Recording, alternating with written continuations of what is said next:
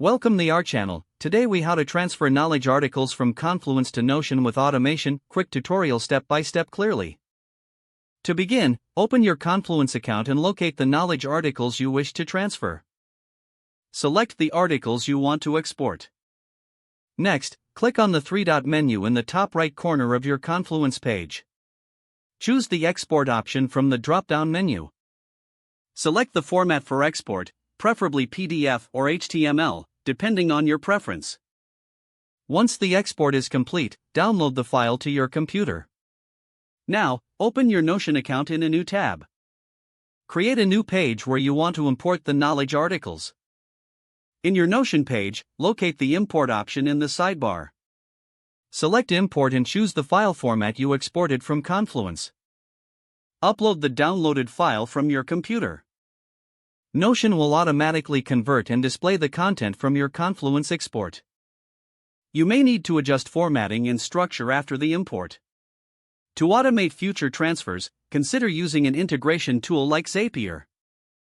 Set up a Zap that connects Confluence and Notion. In Zapier, choose an event trigger from Confluence. Next, choose an action event for Notion. Map the fields from Confluence to corresponding fields in Notion. Test the automation to ensure articles transfer seamlessly. Once the test is successful, turn on your Zap. This setup will automate the transfer of future knowledge articles from Confluence to Notion. If the page does not load, refresh the browser or try again in a private or incognito window. Make sure you are using the correct email address, then retype it carefully to avoid small typos. If your password is not accepted, use the reset option and create a new strong password you can remember.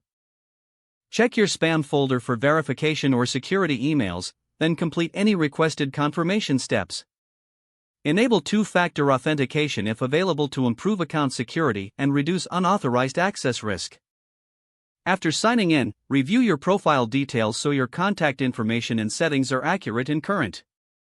If you see an error message, note it down and try again after restarting your device and internet connection.